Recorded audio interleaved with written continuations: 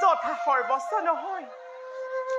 নাৰীৰ কাম্য, পুৰুষৰ পুৰুষত্ব, মহান ব্যক্তিত্ব আৰু এখন বিশাল হৃদয়।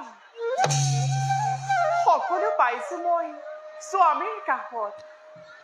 আমাৰ যুগ্ম জীৱনৰ সাক্ষী হৈ কছে আহি গৃহবাস কৰিলে উজ্জ্বল। তথাপিতো কিয় বাৰু অতৃপ্ত হৃদয়ে বাৰে বাৰে মোক কৰিছে আমনি। কিন্তু স্বামী পুত্ৰ অবৰ্তমানত কিয় বাৰু মন মোৰ হৈছে বিচলিত।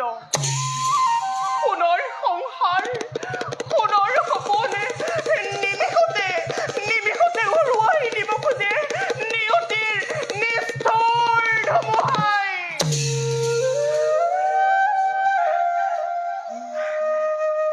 কি যে অসম্ভৱ কথাবোৰ ভাবিব লাগিছো।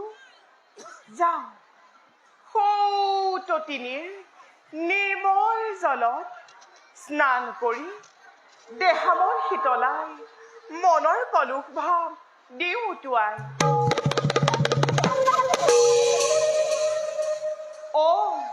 চন্দ্ৰ, কিবা হেতু প্ৰৱেশিলা গুৰুৰ গৃহত? কম দেৱী, সকলো মই কৰিম প্ৰকাশ। কম মোৰ অন্তৰৰ গুপ্ত অভিলাষৰ কথা। গুপ্ত অভিলাষ?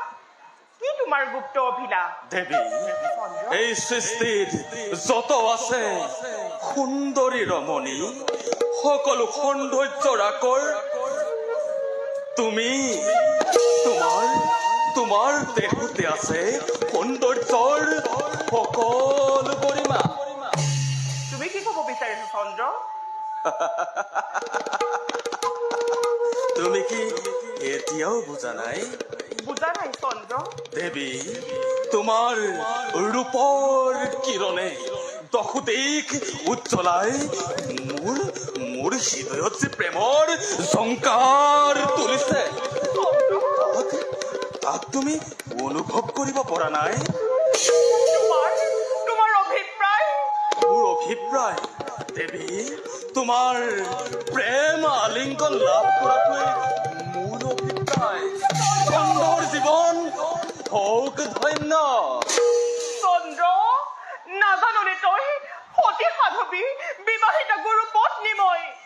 গুৰু ভাৰ্যা মাতৃস্বৰূপা বুলি নকৰি সন্মান নিজ বাক্য তই কৰিলি প্ৰকাশ। তোমাৰ অপৰূপ সৌন্দৰ্যৰ পূজাৰী মই দেৱী, মোক নিৰাশ নকৰিবা দেৱী। চন্দ্ৰ, নাজাননে তই ইয়াৰ পৰিণাম কেনে ভয়ংকৰ হ'ব পাৰে? পৰিণাম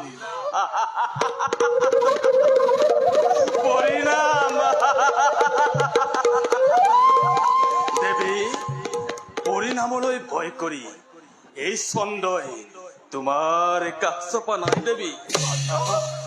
দেৱী, নকৰা নিৰাশ কামনাৰ পলা নহয়। দেহা মন মোৰ কৰিছে অস্থিৰ। মোক সংগ দান দিয়া কামিনী। আঁতৰ হ কামান্ধ লম্পট, নকৰিবি স্পৰ্শ মোক। চন্দ্ৰ, তই কিয় দাহ যাব বিচাৰিছ জ্বলন্ত অগ্নিত? কৈছা সুন্দৰী, তুমি কামনাৰ জ্বলন্ত অগ্নি, আৰু মই পতংগ হৈ যাব বিচাৰিছো তোমাৰ অপৰূপ সৌন্দৰ্যৰ জ্বলন্ত অগ্নিত। দেৱী, কামনাৰে মোৰ দহিছে অন্তৰ। নকৰিবা নিৰাশ দাসক। দেৱী, দেৱী,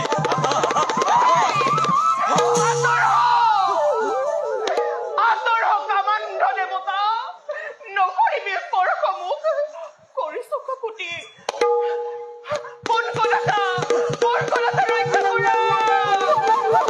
ৰক্ষা কৰা, দেৱী।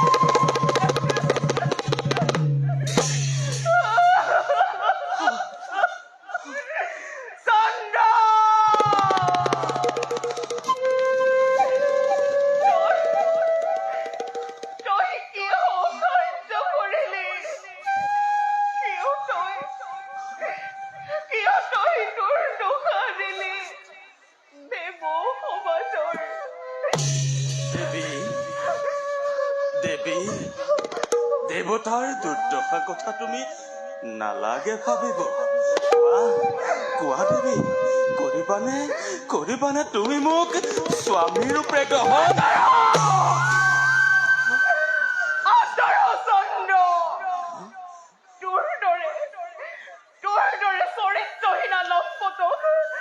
স্বামী ৰূপে গ্ৰহণ কৰিব লাগে?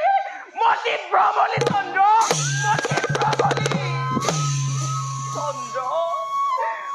অতি সাধু পিতৃৰো তাক বলপূৰ্বক অকাৰ্য কৰাৰ ফল তই ভোগিব লাগিব। যদি মই সতী হওঁ, যদি পৃথিৱীত সতীত্বৰ মহিমা আছে, তেন্তে কোন চন্দ্ৰ দিলো তোক ঘোৰ অভিশাপ। কিয় ৰোগে শৰীৰটোৰ কৰিব নিদিয়ে? কিবা যদি তই অপমুক্ত হওঁ, তেন্তে কলংকৰ দাগ থাকিব চিৰদিন তোৰ শৰীৰত।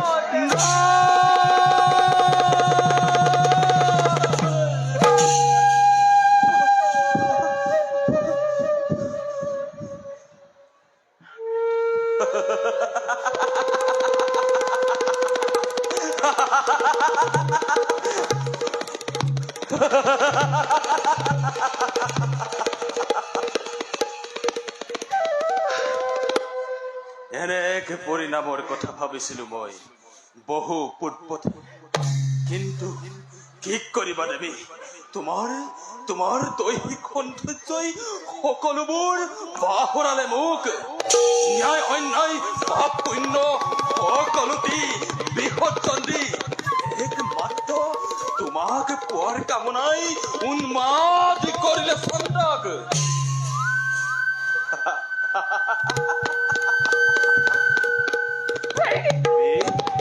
ভাৱগ্ৰস্ত হলো বুলি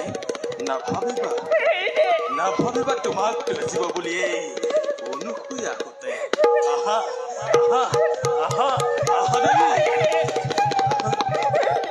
দেৱী, জীৱন সংগিনী তুমি মোৰ, তোমাৰ বিনে চন্দ্ৰৰ সকলো দেৱী, চন্দ্ৰলোকে আমি কৰো গমন নকৰো পলম।